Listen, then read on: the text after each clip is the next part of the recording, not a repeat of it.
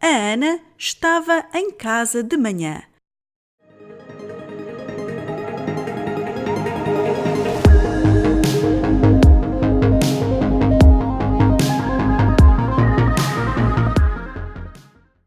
Today I have the same story for you, but it's not in the present, it's in the past.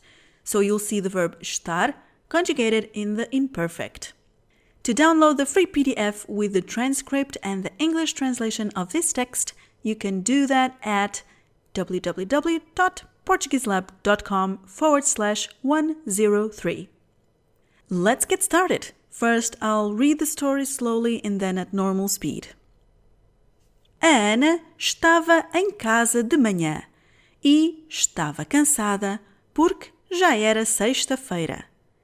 Estava com fome, por isso estava a olhar para o frigorífico. Estava espantada porque não tinha comida nenhuma para o pequeno almoço. Mas o supermercado ainda estava fechado e ela estava atrasada para o trabalho. Sim, ela não estava de férias. Na verdade, estava no meio de um projeto importante no trabalho. Por isso, estava fora de questão estar a perder tempo.